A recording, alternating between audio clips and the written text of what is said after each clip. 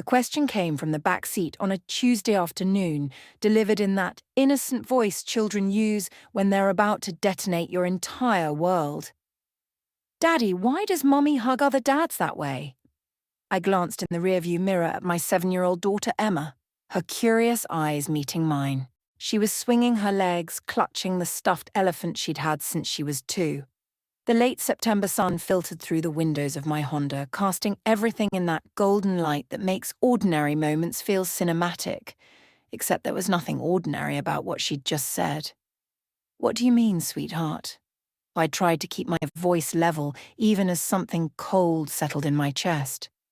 "At school, when she picks me up sometimes, she hugs Mr. Brennan different than how she hugs you." Mr. Brennan. Todd Brennan. I knew exactly who she meant, a divorced dad, maybe 42 or 43, with the kind of easy smile that made PTA meetings feel less tedious. My wife Sarah had mentioned him a few times, always casually. Asterisk Todd said the funniest thing today. Todd's helping organize the fall festival. Todd thinks we should push for better playground equipment. Todd, always Todd. "Different how?" I asked, taking the turn onto Maple Street a little too sharply. Emma's brow furrowed in that serious way kids get when they're trying to articulate something they don't quite have words for. Like, longer. And she puts her face in his neck. You know, like when you and Mommy watch movies and get all squishy. My hands tightened on the steering wheel. "When did you see this?" "Lots of times. After school. Sometimes they talk by their cars for a really long time, and I have to wait. Sarah from my class says her mom says that when grown-ups hug like that, it means they're special friends." Sarah from her class. Great. So other parents had noticed too. I pulled into our driveway, the white 2-story colonial that Sarah and I had bought 6 years ago when I'd gotten promoted to senior accountant at Morrison Fletcher. It had felt like the beginning of everything back then. The house, the career stability, Emma thriving in kindergarten, the American dream, wrapped up in a mortgage and a decent school district. Now it felt like I was looking at a stage set, all the props in place but the foundation rotting underneath. "Hey, Emma," I said, turning to face her as I put the car in park. "Let's maybe not mention this conversation to Mommy yet, okay? I want to talk to her first, adult to adult." Emma nodded solemnly, always eager to be included in grown-up matters. She unbuckled herself and hopped out, running toward the front door with that boundless energy children seem to manufacture out of thin air. I sat in the car for another minute, staring at the dashboard, trying to organize my thoughts. Sarah's car wasn't in the driveway. She was probably still at school, finishing up her volunteer work. She'd been spending more and more time there lately, at least 3 afternoons a week, sometimes 4. "For Emma asterisk," she'd said. Asterisk, "I want to be involved in her education. I want her to see that school matters." I'd thought it was admirable. I'd thought I was lucky to have a wife who cared so much about our daughter's development. My phone buzzed. A text from Sarah. Asterisk, "Running late. Fall festival meeting going long. Can you start dinner?" Fall festival, another thing Todd was organizing. I typed back a simple thumbs up, then sat there staring at the message thread. How many times in the past month had she texted me about running late? I scrolled up. September 23rd. Asterisk committee meeting running over. September 18th. Asterisk helping set up classroom displays. September 11th. Asterisk PTA brainstorming session. I opened the Notes app on my phone and started a new entry, typing out everything Emma had said, the dates Sarah had been late, the frequency of Todd's name in conversations. I felt ridiculous, like some paranoid detective in a bad TV movie, but I couldn't shake the image Emma had painted, Sarah's face in Todd's neck, the kind of hug that lasted too long. Inside, I started dinner on autopilot, spaghetti, Emma's favourite. She sat at the kitchen table doing homework, occasionally asking me to spell words like butterfly and adventure. The normalcy of it all felt surreal, like I was going through the motions of a life that had already ended, but nobody had told me yet. Sarah came home at 6:30, breezing in with that smile she got when she was in a good mood. Her dark hair was pulled back in a ponytail, a few strands escaping around her face. She looked beautiful, the way she always did, 34 and still turning heads, with those green eyes that had first caught my attention at a mutual friend's barbecue 10 years ago. "Something smells amazing," she said, kissing Emma on the top of her head before coming over to kiss me on the cheek.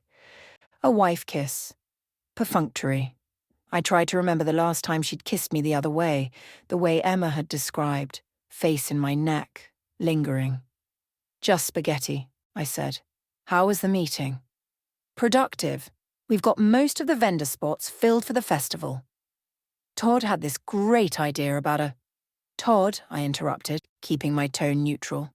"You mention him a lot." Sarah paused, her hand hovering over the salad bowl. "Do I? I guess he's just really involved. He's the festival chair, so we've been coordinating quite a bit. Emma mentioned seeing you two together." Something flickered across Sarah's face, so quick I almost missed it. Surprise? Guilt?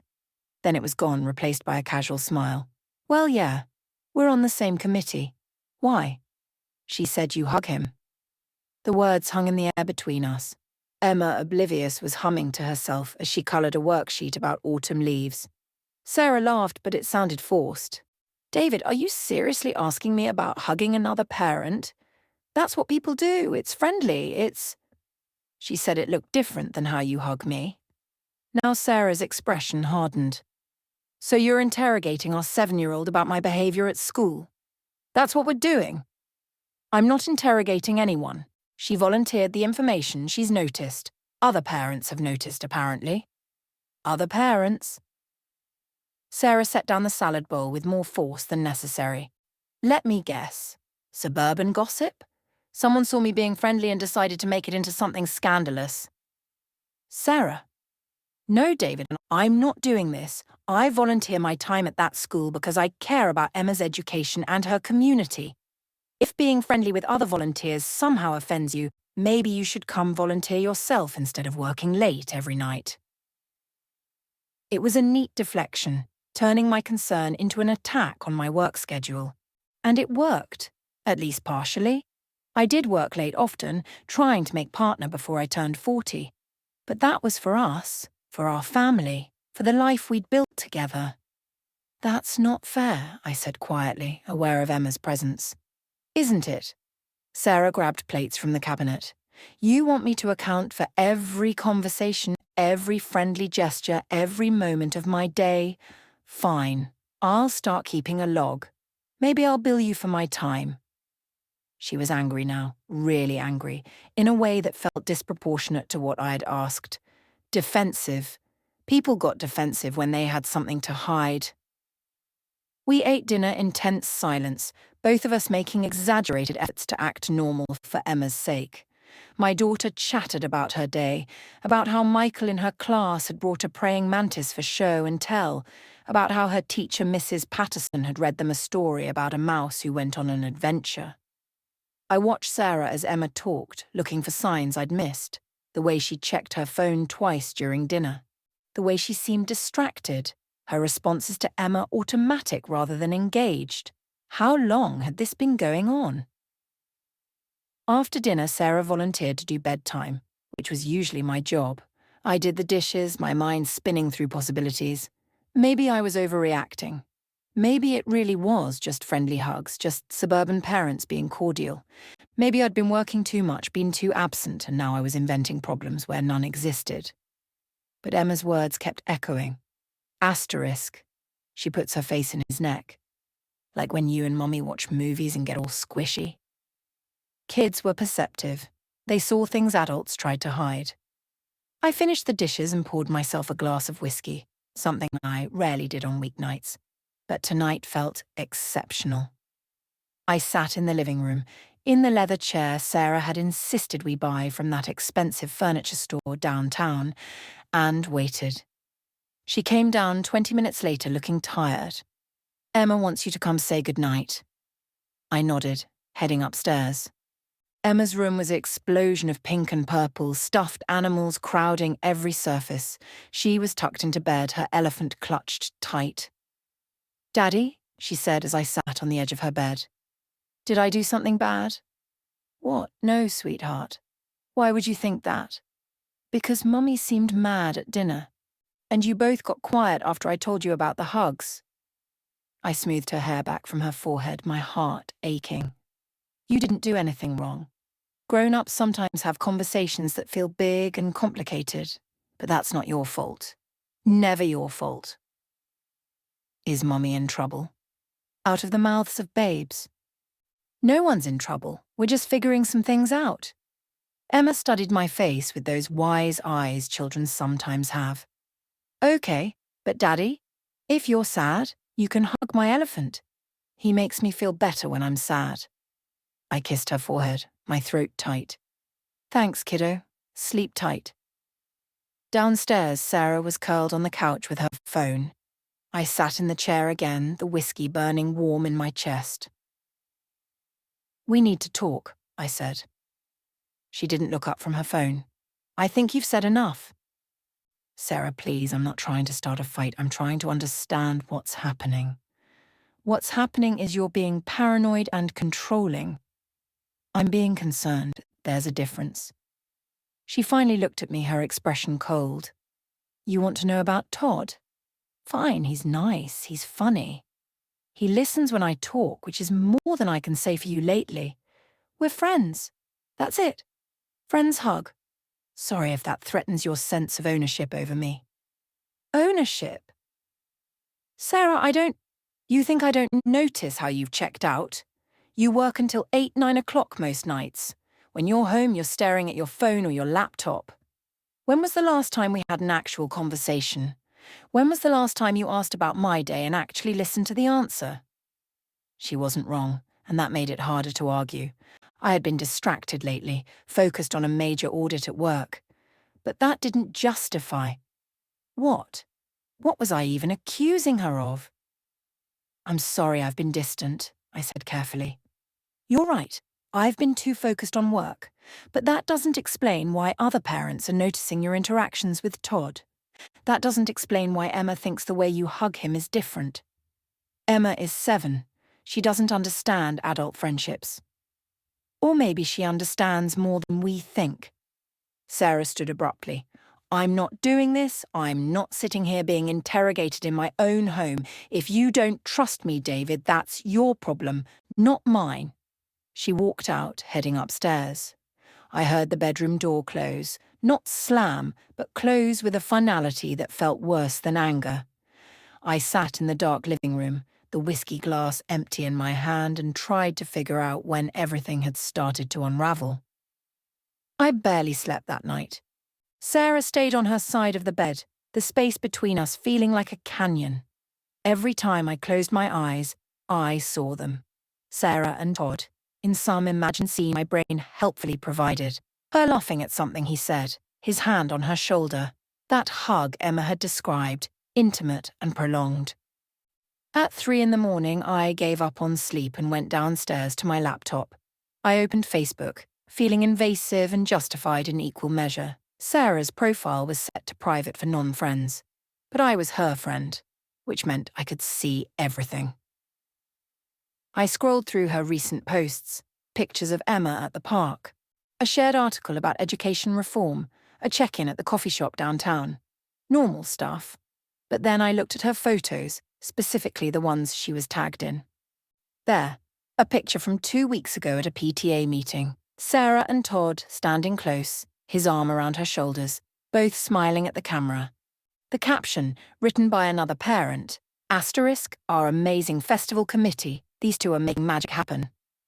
Another photo from a month ago, a group shot at some school event, but Sarah and Todd were next to each other again, her hand on his arm. Another. I kept scrolling back, finding them together in frame after frame. Sometimes in groups, sometimes just the two of them. Always close, always smiling. I opened a new browser tab and did something I'm not proud of. I looked up Todd Brennan's Facebook profile, divorced as I'd remembered. 2 kids, both in elementary school at different grade levels than Emma. His profile picture showed him hiking somewhere scenic, fit and tanned and smiling that easy smile. His recent posts were mostly about his kids and his work. He was a physical therapist with his own practice downtown. Successful, available, attractive. I hated him without knowing him, which wasn't fair but felt necessary. In his photos, I found what I was looking for and dreading in equal measure, a picture from 3 weeks ago, tagged at the school. It showed him and Sarah setting up tables for some event, both laughing at something off camera. The caption, *best co-chair a guy could ask for. 43 likes, including one from Sarah. Fotito, her comment, couldn't do it without you. A blue heart. Maybe it meant nothing. Maybe it meant everything. I closed the laptop and sat in the dark, listening to the house settle around me. This was our home. We'd painted these walls together. We'd picked out every piece of furniture, argued lovingly about colours and styles. Emma had taken her first steps on this floor. We'd made love in every room, back when we still did that regularly. When had we stopped? I tried to remember the last time, weeks ago, maybe a month. We'd both been tired and it had been perfunctory, over quickly. Not like it used to be in the early days when we couldn't keep our hands off each other. Marriage changed things. Everyone said that. Kids changed things. Work stress changed things.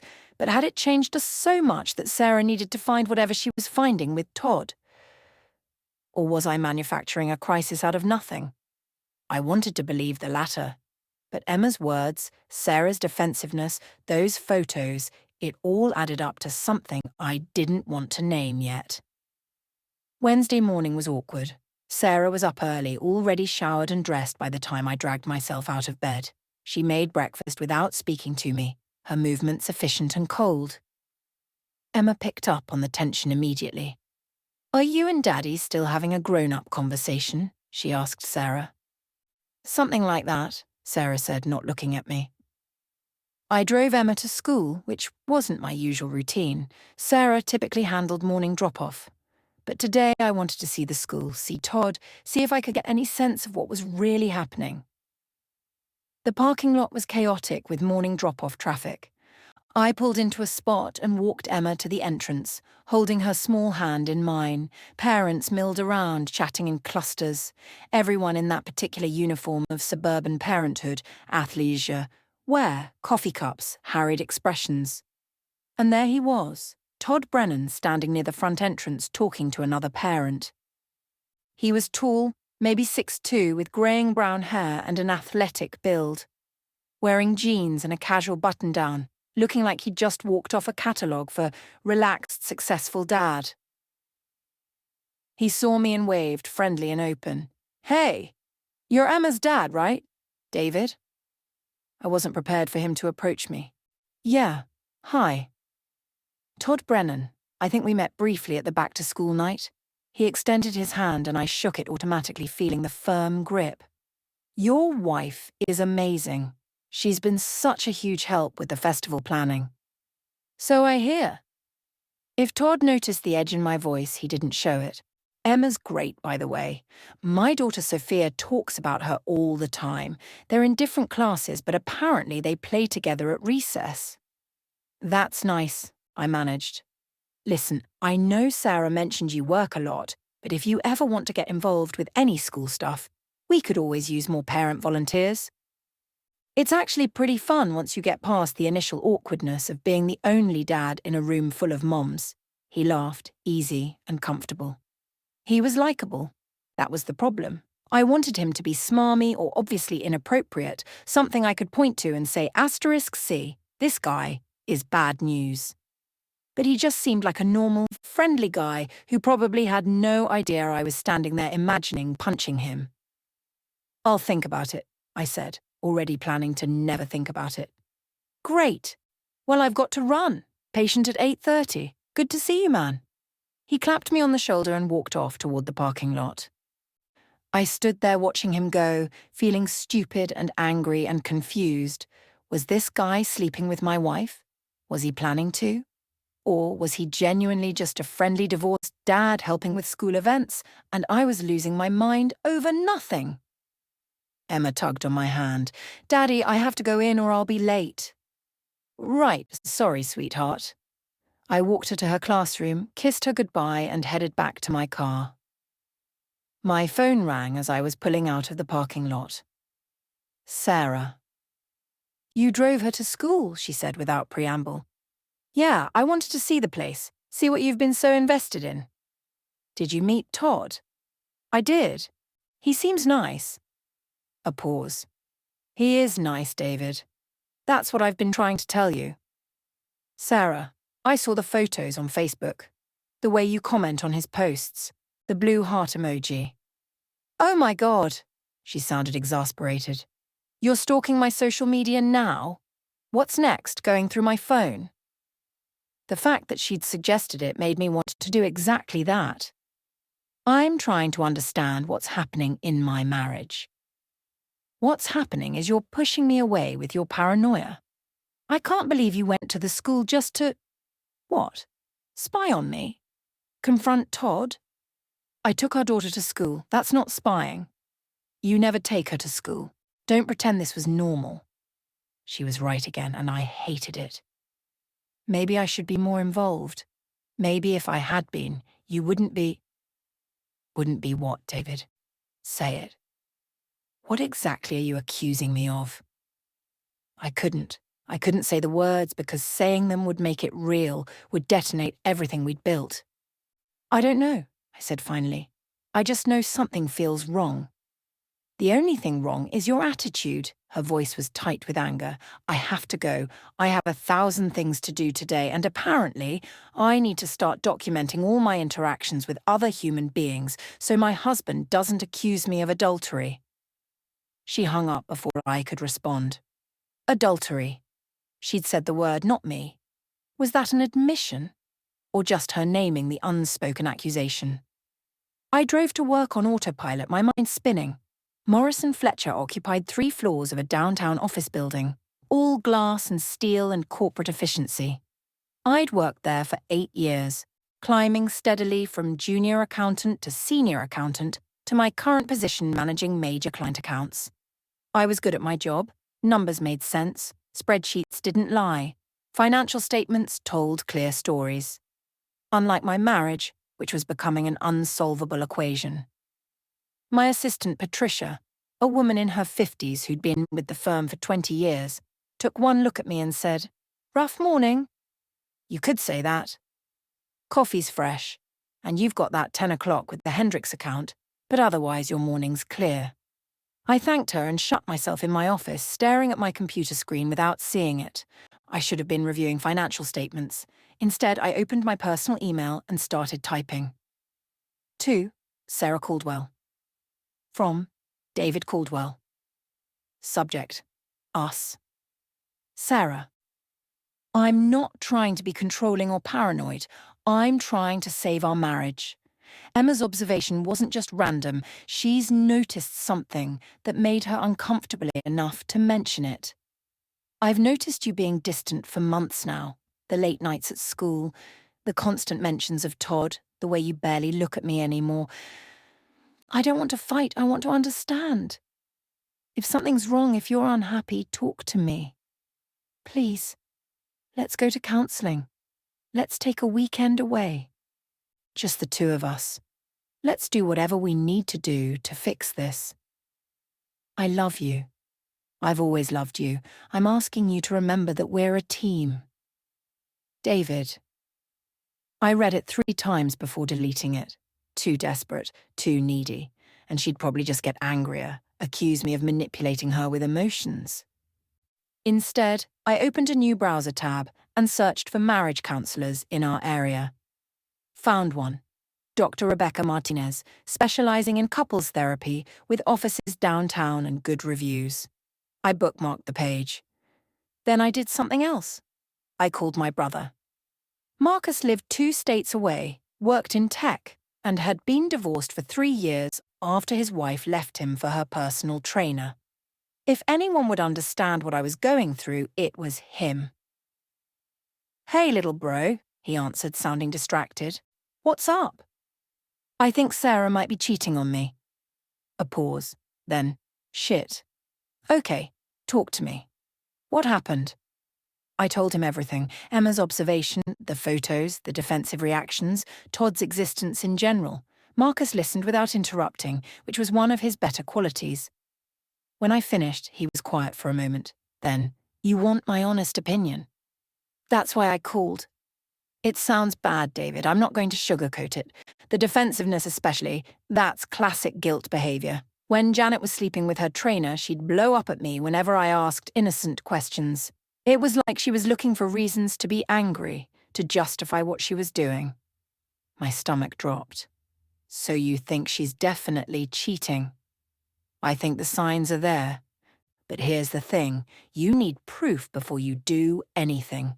Because if you're wrong and you accuse her directly, your marriage might not survive that accusation. But if you're right and you confront her without proof, she'll just deny it and get better at hiding." "So what do I do?" "You document everything. You watch. You wait. And yeah, I'm going to say it, you check her phone if you get the chance. I know it feels invasive, but if someone's lying to you, you have a right to know the truth." "I don't want to be that guy. Going through her phone, stalking her." "You want to know what I wanted?" Marcus cut me off. "I wanted to not be that guy too. I wanted to trust Janet. And because of that, she got away with lying to me for 8 months before I finally found proof. 8 months of my life wasted on someone who was betraying me every day. Don't make my mistake." We talked for another 20 minutes. Marcus told me about his divorce, the signs he'd missed, the ways Janet had gaslit him into doubting his own perceptions. It was simultaneously helpful and terrifying. When I hung up, I felt worse than before, but I also felt more certain. Something was wrong. I wasn't imagining it. I just needed to figure out how wrong and what to do about it. That evening, Sarah came home late again. "Another festival meeting," she said. Emma and I had already eaten dinner, pizza, because I couldn't muster the energy for real cooking. We were watching a movie when Sarah walked in, looking flushed and happy in a way that made my chest hurt. "Hey guys," she said, kissing Emma's head. "What are we watching?" "Frozen," Emma said. "Again." Sarah laughed and glanced at me. The eternal frozen loop. It was a normal moment, the kind we'd had 1,000 times. And maybe that's what hurt most, how easy it was for her to slip back into the role of wife and mother, as if nothing was wrong, as if she hadn't spent the evening doing God knows what with God knows who. "How was the meeting?" I asked, keeping my tone neutral. "Good. We finalized the vendor layout. Todd had to leave early for a work thing, so I stayed to finish the setup plans with Margaret and Sue." Todd had to leave early. Was that the truth, or was it a lie designed to make me think she hadn't been alone with him? "That's good," I said. Sarah looked at me carefully like she was trying to gauge my mood. Then she sat on the couch next to Emma, putting our daughter between us. We watched the rest of the movie in silence. Elsa singing about letting go while I wondered if that's what I needed to do. Let go of the marriage I thought I had and face the reality of what it had become. After we put Emma to bed, Sarah went straight to our bedroom. I heard the shower running. I stood in the hallway staring at her purse on the console table by the stairs. Her phone would be in there, or maybe in her pocket, or maybe in the bathroom with her. Marcus's words echoed, asterisk, "You have a right to know the truth." But was I really going to go through her purse? Cross that line? I picked it up, feeling the weight of it, the soft leather familiar under my hands. I'd given her this purse for her birthday 2 years ago. She'd loved it. Kissed me. Said I had great taste. Had she kissed Todd like that? Did Todd give her gifts? I opened the purse. Wallet, keys, lip gloss, random receipts, Emma's hair ties, her phone, screen dark. I pulled it out, my heart pounding. It was locked, of course, but I knew her passcode. We'd always known each other's passcodes, a gesture of trust and transparency. Except using it now felt like a violation of everything we'd promised to each other. So, the shower was still running. I had maybe 5 minutes. I typed in the code 0723, July 23rd, our anniversary. Access denied. I tried again, thinking I'd mistyped. Same result. She'd changed her passcode. I stood there holding her phone, that fact settling over me like concrete. She'd changed her passcode. People didn't change passcodes unless they had something to hide. The shower shut off. I shoved the phone back in her purse and retreated to the living room, my hands shaking. She'd changed her passcode. When Sarah came downstairs 20 minutes later, hair damp and wearing pajamas, she found me sitting in the dark. "You okay?" she asked. "Your phone was buzzing," I lied. "In your purse. Just letting you know." "Oh, thanks." She went to check it, and I watched as she entered a new code, too quick for me to see. She frowned at the screen, then put the phone back. "Everything okay?" I asked. "Yeah, just a group text about the festival." She looked at me. "Are you coming to bed?" "In a bit. I've got some work emails to catch up on."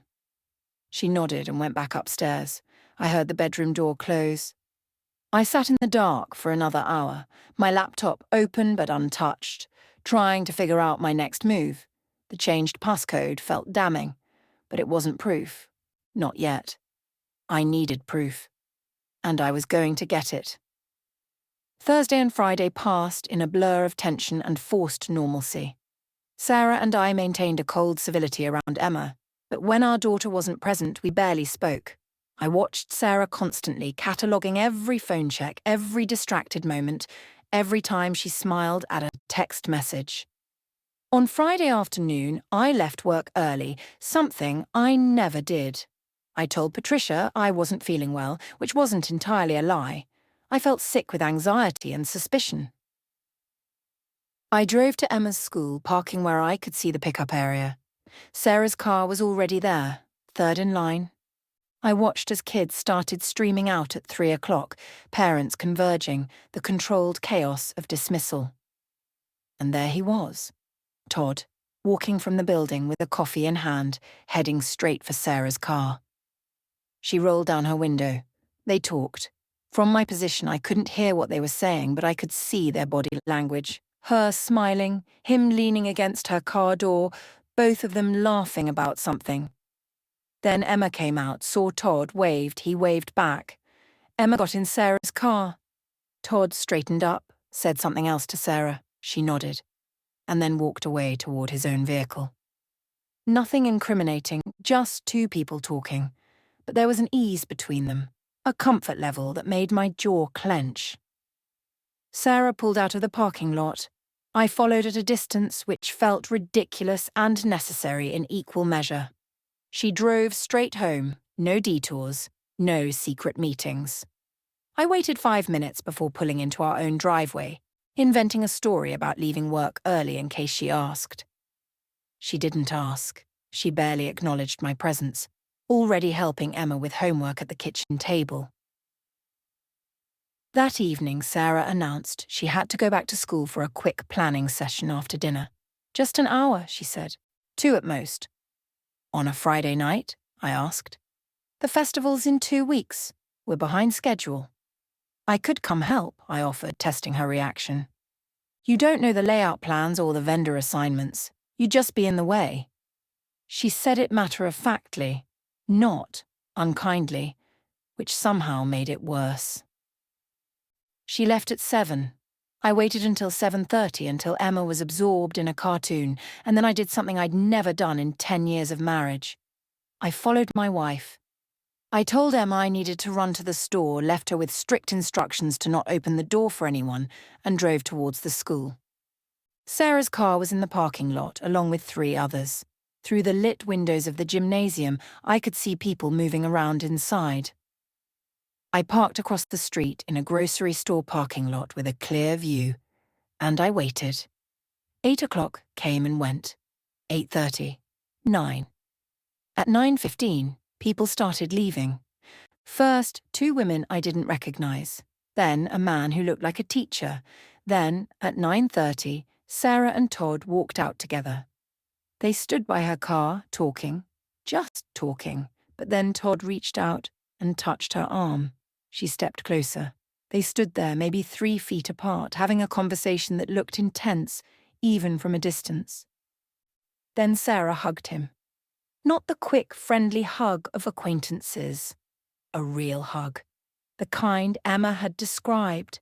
Sarah's arms around his neck, his arms around her waist, her face against his shoulder. It lasted 10 seconds. 15, 20. When they finally separated, Todd said something that made Sarah laugh. She touched his arm again, got in her car, and drove away. I sat in my car, hands gripping the steering wheel, breathing hard. That was more than friendly, that was intimate. I drove home, my mind reeling with what I'd seen and what it meant. Sarah arrived 10 minutes after I did, breezing in with an apology about how the meeting had run long. Everyone had so many opinions about vendor placement. I didn't confront her, not yet, because Marcus was right. I needed more than a long hug. I needed definitive proof. But I was getting closer to it, and some part of me was terrified of what I'd find when I finally got there. The weekend was excruciating. Sarah spent most of Saturday at the school, claiming they needed to do a physical walkthrough of the festival layout. I stayed home with Emma, taking her to the park, pushing her on the swings while my mind replayed that hug on an endless loop. 20 seconds, I'd timed it. 20 seconds of my wife in another man's arms. On Sunday, Sarah's phone buzzed during breakfast. She glanced at it, and I caught the ghost of a smile before she controlled her expression. "Who's that?" I asked, trying to sound casual. "Just the festival group chat. Someone shared a meme about event planning stress." "Can I see?" The question hung between us. Sarah's eyes narrowed. "Seriously? You said it was funny. I want to see it." "It's in a group chat with 20 people, David. It's not that funny. You had to be there." "Right." I went back to my eggs, and the silence that followed felt like a wall between us. That afternoon, Sarah took Emma to a birthday party across town. I stayed home, claiming I needed to finish some work reports. The moment their car pulled out of the driveway, I was in our bedroom, searching. I started with her nightstand drawer. Nothing unusual: hand cream, reading glasses, a book she'd been working through for months, some receipts. I moved to her dresser, feeling invasive and justified in equal measure. Clothes, jewelry, old cards I'd given her. Then I checked the closet, behind her shoeboxes, under stacks of sweaters. Nothing. I went to her desk in the corner of our bedroom, the one she used for school volunteer stuff. The drawers were mostly organized chaos: papers about PTA budgets, festival vendor forms, school supply lists. But in the bottom drawer, beneath a folder of Emma's old school photos, I found a card. Not a greeting card, a business card. For Todd Brennan's physical therapy practice, with his office address and phone number. On the back, written in blue ink, asterisk, for when you need to talk. T. I stared at it, my hands shaking. It was probably nothing, just a networking card. Except why was it hidden under Emma's photos? Why had he written that message? For when you need to talk. About what? What did they talk about that Sarah couldn't discuss with me? I took a photo of the card with my phone and put it back exactly where I'd found it. Then I searched the rest of the room, finding nothing else suspicious. But that card felt like evidence. Small, circumstantial, but real. They returned home around 5. Emma was wired from birthday cake and party games, talking non-stop about the bounce house and the magician and the goodie bags. Sarah looked tired, and when our eyes met, there was something in her expression I couldn't read. Guilt? Resignation? Or just exhaustion from dealing with a dozen 7-year-olds? That night, after Emma was asleep, I sat Sarah down in the living room. "We need to talk," I said. "Again?" She sounded weary. "David, I can't keep having the same conversation. I saw you Friday night in the school parking lot. With Todd." Her face went carefully blank. "You followed me. I saw you hug him. For a really long time. The way Emma described." Sarah was quiet for a moment. Then she stood up, pacing to the window. "So you're spying on me now. That's where we are. Answer the question, Sarah. What's going on with Todd?" "Nothing is going on. We're friends, close friends. Yes, we hug. Yes, we talk. That's what friends do. I found his business card in your desk, with a note on the back." She spun to face me. You went through my desk? You changed your phone passcode. Because I have a right to privacy. Because I'm tired of feeling like you're monitoring every move I make. I'm monitoring because you're acting like you have something to hide. We were both standing now, voices raised. Upstairs, I heard Emma's door open. She'd heard us fighting. I lowered my voice, but the anger didn't dissipate. Tell me the truth, I said. Are you sleeping with him? No, she said it flatly, meeting my eyes. No, David, I'm not sleeping with Todd. But you know what? Maybe I wish I were, because at least he makes me feel seen. At least he asks how I'm doing and actually listens to the answer. When was the last time you did that? The words hit like a slap. That's not fair, isn't it? You work constantly. When you're home, you're distracted. We haven't had a real conversation in months. We haven't had sex in, 6 weeks? 7. So this is my fault. You're emotionally cheating on me, and somehow I'm the problem.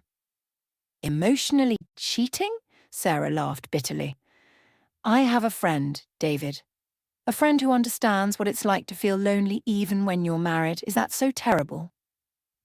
Yes. When that friend is a man you're hugging like a lover in dark parking lots.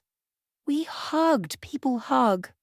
I'm sorry Emma's turned that into something scandalous, and I'm sorry you've decided to believe the worst of me based on a child's observation and your own paranoia, but I am not having an affair. Then why does it feel like you are?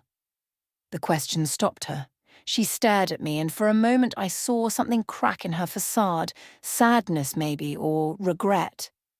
Because maybe emotionally I am, she said quietly.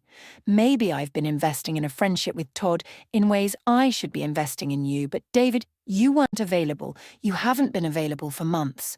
And I got tired of trying. Upstairs, Emma called out, Daddy? Mommy? Are you okay? We both looked toward the stairs. Sarah's shoulders sagged. I'll go, she said, and left me standing in the living room with her words echoing in my head.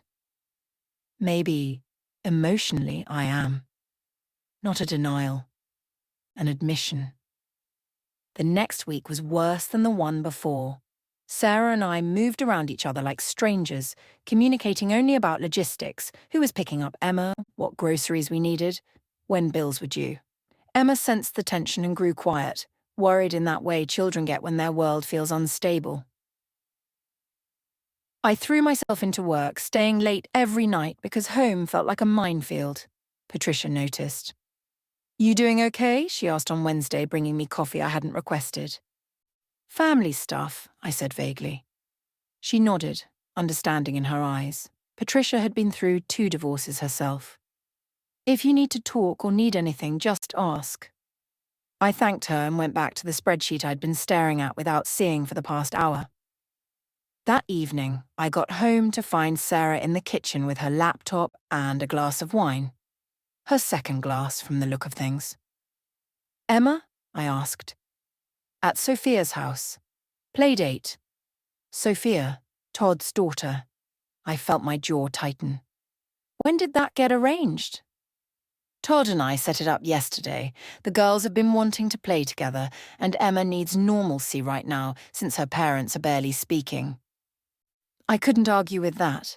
I grabbed a beer from the fridge and sat at the kitchen table. Sarah didn't look up from her laptop.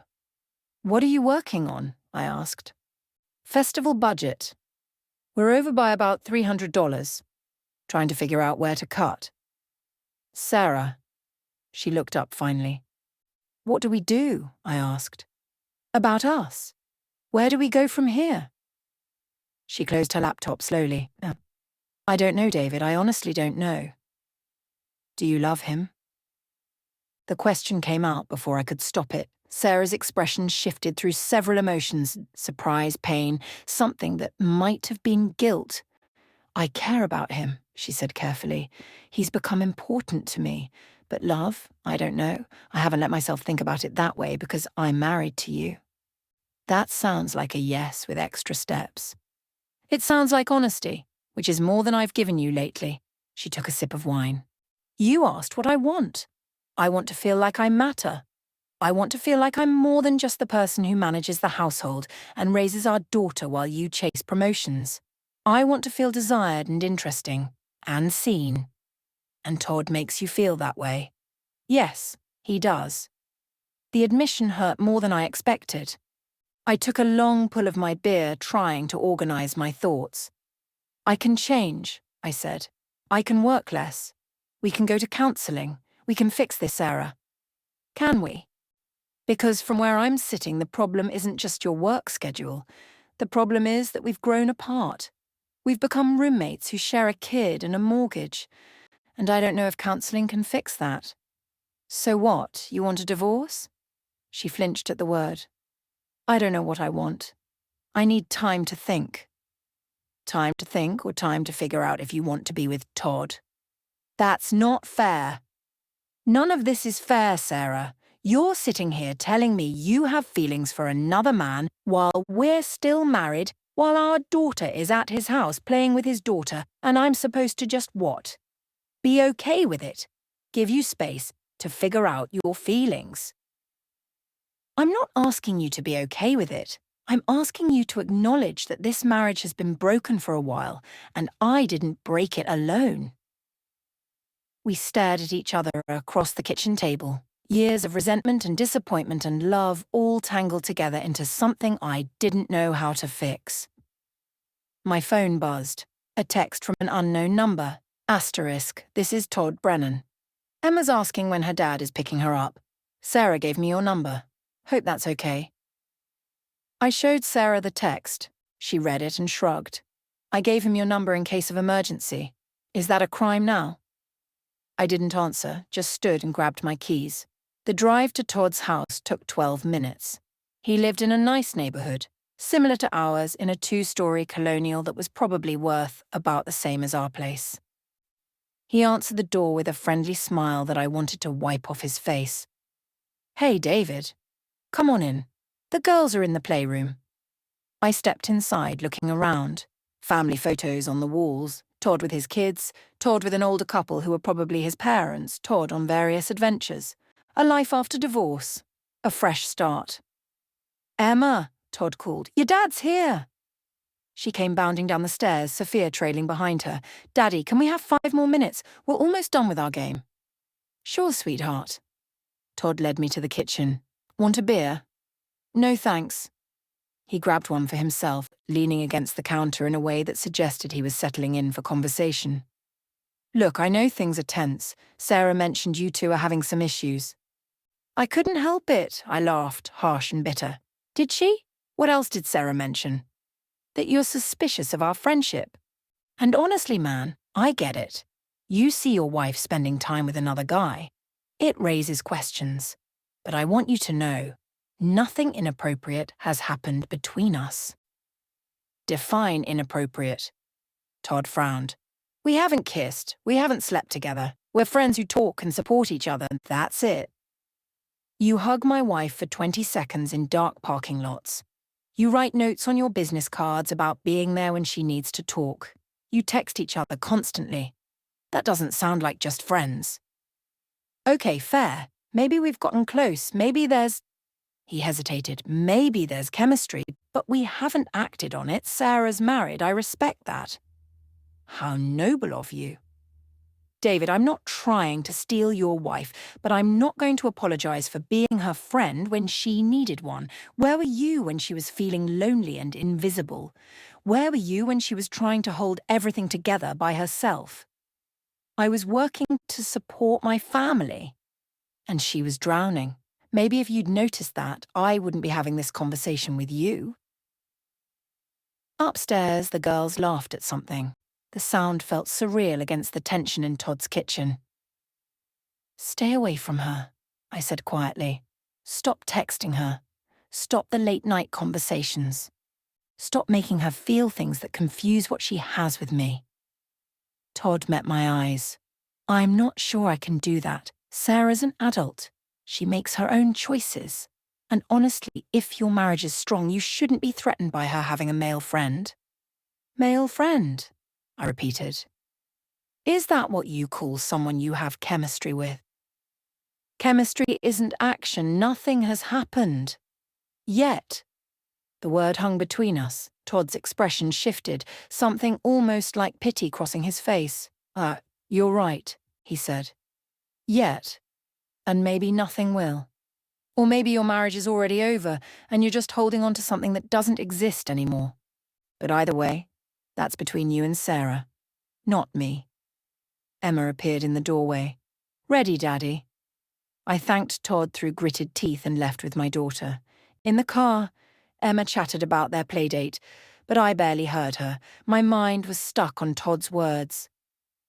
Maybe your marriage is already over, and you're just holding on to something that doesn't exist anymore. That night, I couldn't sleep. At 2 a.m, I went downstairs to find Sarah on the couch, her phone glowing in the darkness. Who are you texting at 2 a.m? I asked. She looked up, startled. I couldn't sleep. That doesn't answer my question. She turned her phone face down. I was reading. Sarah, what do you want from me, David? You want me to tell you I was texting Todd? Fine, I was texting Todd. We were talking about the festival. Happy. It's 2 a.m. Normal friends don't text about festival planning at 2 a.m. Normal couples don't fall apart over text messages. We're falling apart because you're emotionally involved with another man. And you're emotionally unavailable. You have been for years. Todd just made me realize it. I sat down heavily on the chair across from her. So what do we do? Do we fight until one of us leaves? Do we stay miserable for Emma's sake? What's the end game here? Sarah was quiet for a long time. Then, I think I need space. Not forever. Just time to clear my head. Space meaning what? You move out? I move out? I don't know. Maybe I stay with my sister for a week. Give us both room to think without the constant tension. Your sister lives 3 hours away. I know, that's kind of the point. What about Emma? She can stay with you. Or split the time. We'll figure it out. I felt something crack inside my chest. So you're leaving. I'm taking space. There's a difference. Not from where I'm sitting. Sarah stood up, clutching her phone. I can't do this right now. I'm going to bed. She left me sitting in the dark living room, the house silent except for the hum of the refrigerator and the sound of my world falling apart. Sarah left on Friday, 2 days before the festival. She told Emma it was just a short trip to visit Aunt Michelle, that she'd be back soon. Emma accepted this with the resilience children have, but I could see the worry in her eyes. That weekend was the fall festival. Sarah came back just for it, staying with her sister the night before, but arriving Saturday morning to help set up. I brought Emma, wanting to see Sarah, wanting to understand what we were anymore. The school grounds had been transformed. Vendor booths, game stations, a small stage for performances. Parents and kids everywhere, the energy chaotic and festive. And there was Sarah, in the middle of it all, directing traffic with a clipboard and a walkie-talkie, looking happier than I'd seen her in weeks. Todd was there too, of course, setting up the bounce house with a group of dads, laughing at something someone said. He saw me and waved. I didn't wave back. The day passed in a blur. Emma played games, ate too much cotton candy, won a goldfish at the ring toss. I followed her around, trying to be present, but my eyes kept finding Sarah, watching her interact with Todd, the easy communication, the way they moved around each other with practiced coordination, the way she smiled when he said something only she could hear. Around 3 p.m, there was a problem with the PA system. Sarah and Todd went to fix it, disappearing into the school building. I told Emma to stay with another parent she knew and followed them inside. I found them in the gym, hunched over a tangle of cables and speakers. They were laughing about something close together, and when Sarah looked up and saw me in the doorway, her smile faded. David, what are you doing? Making sure you're just fixing a sound system. Todd straightened up, his expression hardening. Man, come on. We're in a school, in the middle of a festival. What exactly do you think is happening here? I think you're getting awfully comfortable with my wife. Your wife, Todd said, who you pushed away so thoroughly she needed to find support elsewhere. Todd, Sarah's voice was sharp. Don't. But I was done backing down. You want her? Is that it? You want to play house with Sarah and Emma, slide into my place? Nobody's trying to replace you, David. You're doing that yourself. I stepped closer, anger overwhelming common sense. Stay away from her. Or what? Todd didn't back down. You'll fight me. Make a scene at your daughter's school festival. That'll really help your marriage. Sarah stepped between us. Both of you stop. This is ridiculous. David, go back outside. Todd and I will finish here. No, I want to talk right now, just you and me. Sarah looked at Todd, some silent communication passing between them. Then she nodded. Fine, Todd, can you finish this? Yeah, I got it. He looked at me. For what it's worth. I hope you two figure it out. I didn't respond, just waited for Sarah to follow me out. We ended up in an empty classroom, the walls covered with colourful alphabet posters and student artwork. What are we doing, Sarah? Really? What is this? She leaned against a desk, arms crossed. I don't know anymore. I came back this weekend because I committed to the festival. After tomorrow, I'm going back to Michelle's for another week. And then what? And then we figure out if we want to try to fix this or admit it's broken beyond repair. It's not broken beyond repair. We can fix it. I love you. I love you too. She said it softly, sadly. But I don't know if that's enough anymore. What does that mean? It means love isn't always enough to overcome years of growing apart. It means sometimes people change in ways that make them incompatible. It means... She stopped and took a breath. It means I don't know if I'm in love with you anymore, David, and I hate myself for that, but it's true. The words landed like punches. So you are in love with Todd? I don't know, maybe, or maybe I'm just in love with the idea of someone who sees me. But I can't figure that out while I'm living in the middle of our dying marriage. Dying marriage, I repeated. That's what we have? After 10 years, after Emma, after everything we built? What did we build, David? Really? A house? A routine? A daughter we both love but raise more like co-parents than partners? When was the last time we talked about our dreams? When was the last time we made love like we meant it? When was the last time you looked at me like I was more than just the person who keeps your life organized? I couldn't answer, because she was right, and that truth was devastating. I'm trying, I said finally. I know I got lost in work, but I'm trying now. Now. After Emma made an observation that forced you to pay attention. But where were you 6 months ago, a year ago, when I was begging you to notice me? You never begged. You never said, I shouldn't have to beg. I shouldn't have to spell out that I need my husband to care about my day, to ask how I'm doing, to touch me like he still wants me. Her voice had risen, echoing in the empty classroom. She stopped, pressing her hands to her face. I'm sorry, I said, meaning it. I'm so sorry, Sarah. I got complacent. I thought we were fine. I thought we had forever, so I stopped trying as hard. That was wrong. But I'm here now. I'm fighting for us. She lowered her hands, her eyes red. But that's just it, David. You're fighting now because you're afraid of losing me. Not because you actually want me. There's a difference. That's not true. Isn't it? Be honest. If Emma hadn't said something, if I hadn't gotten close to Todd, would you even have noticed there was a problem? I wanted to say yes. I wanted to believe I would have eventually seen what was happening, but the truth was I probably wouldn't have. I'd been too comfortable, too sure of our foundation. I would have noticed eventually, I said weakly.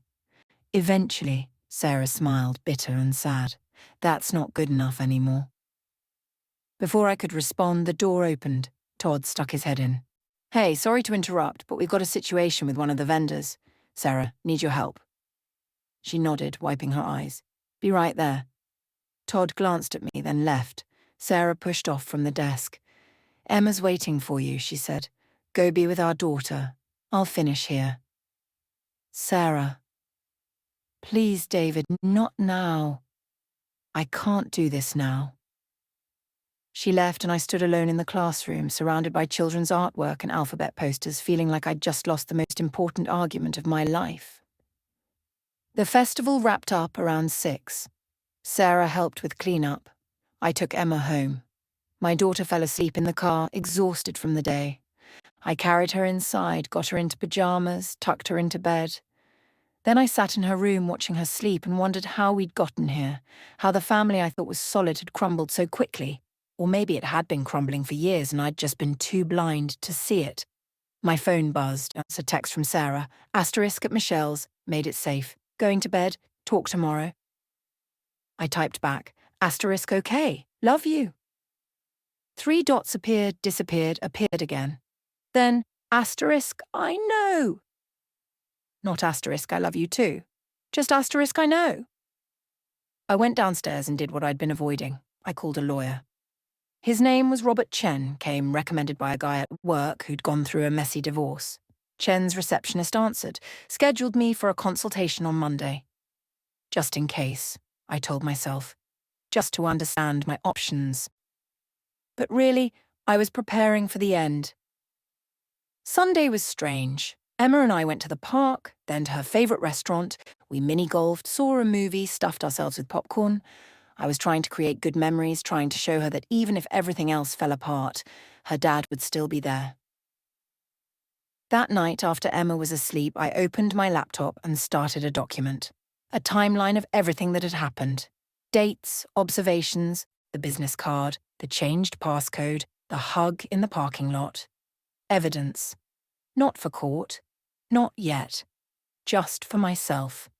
To make sense of when my marriage had started dying. As I typed, I realised something. The problems had started long before Todd appeared. He was just a symptom, not the disease. The disease was my complacency, Sarah's loneliness, and the slow drift of 2 people who'd forgotten to choose each other every day. But Todd had accelerated everything. He'd given Sarah an alternative, made her see what she was missing. And now she couldn't unsee it. Around midnight, my phone rang. Sarah. Hey, I answered. I couldn't sleep. Her voice was thick, like she'd been crying. I keep thinking about what you said, about fixing us. Yeah? I want to believe it's possible, I really do. But David, I can't be the only one putting in effort anymore. I can't be the only one fighting for us. You won't be. I promise. Promises are easy at midnight when we're apart.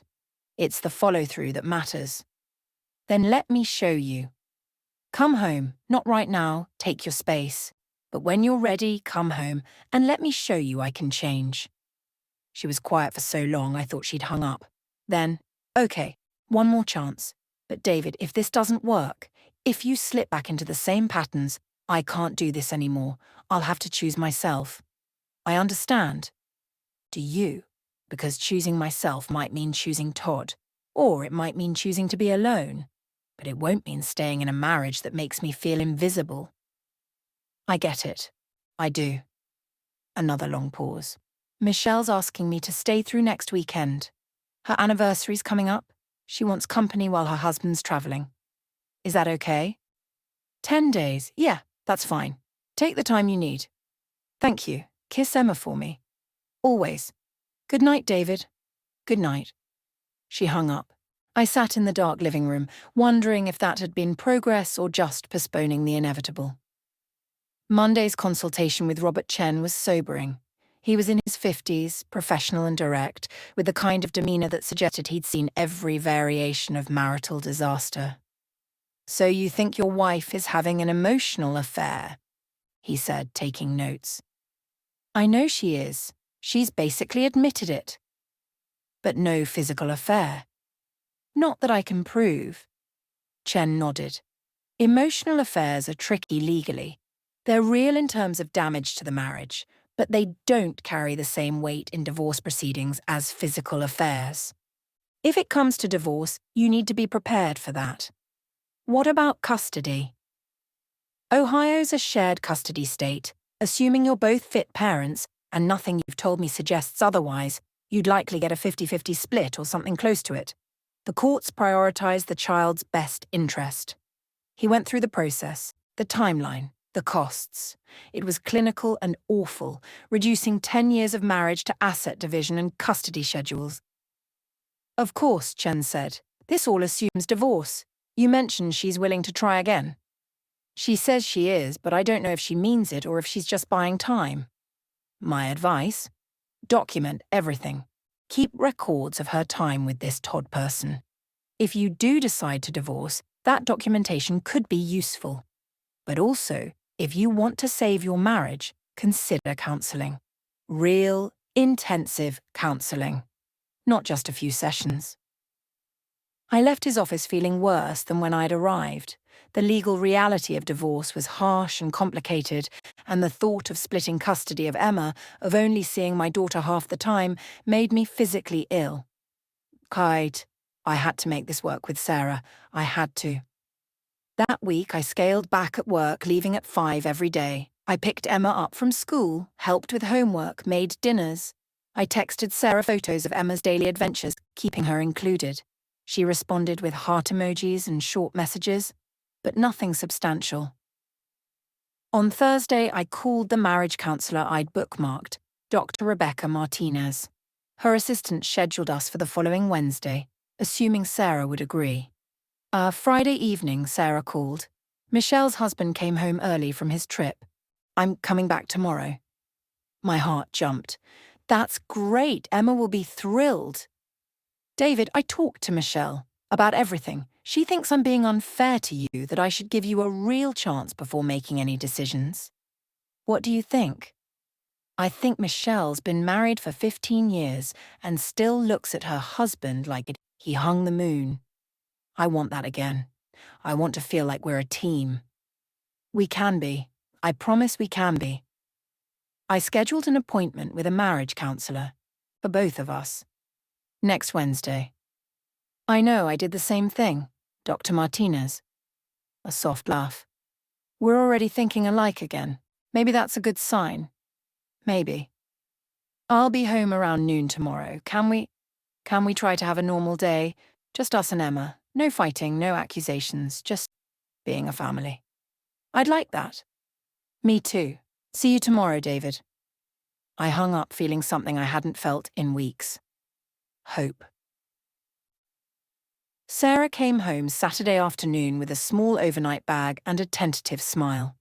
Emma launched herself at her mother, and we spent the rest of the day doing family things, baking cookies, playing board games, watching a movie. It felt almost normal, except for the careful distance Sarah maintained from me. That night, after Emma was in bed, we sat in the living room with tea. This is nice, Sarah said. Being home. It's good having you here. I missed Emma. She missed you too, I paused. I missed you. Sarah looked at me over her teacup. I know you did. I missed you too, in a way. I missed the version of us that used to exist. We can get that back. Can we? Or is that version gone forever? I don't know, but I want to try. She nodded slowly. Okay, so do I. But David, I need you to understand something. If we're going to make this work, things have to change, really change. Not just for a few weeks while you're scared of losing me, but permanently. I understand. And Todd? My stomach clenched. What about him? I need to figure out what that is, what I feel. I can't just cut him off without understanding why he became so important to me. Sarah, how am I supposed to work on our marriage when you're still emotionally involved with him? I'm not saying I'm going to keep seeing him. I'm saying I need to understand what he represented, what I was looking for when I got close to him. Because if I don't understand that, I'll just find it somewhere else eventually. It made a horrible kind of sense, but I hated it. So what does that mean, practically? It means I need to talk to him, close that chapter properly, and you're going to have to trust me to do that without it becoming something more. I don't trust him. Then trust me. I wanted to, God, I wanted to. But trust felt like something fragile that we'd already shattered. Okay, I said finally. But I want transparency. No secret texts, no private meetings I don't know about. Fair enough. We sat in silence for a while, sipping tea, not touching but sharing space in a way that felt less hostile than it had in weeks. The counselling appointment is Wednesday at 4, Sarah said. Can you make that work? Already blocked off my calendar. Okay, good. She set down her teacup. I'm going to bed, you coming? It was an offering, an invitation back into shared space. Yeah, I'll be up in a minute. She nodded and headed upstairs. I sat alone for a few more minutes, trying to quiet the fear that this was temporary, that the moment things got hard again, she'd run back to Todd and the easy comfort he provided. But I had to try. For Emma, for the life we'd built, for the love that still existed somewhere under all the damage. I turned off the lights and went upstairs to a marriage I was desperately trying to save.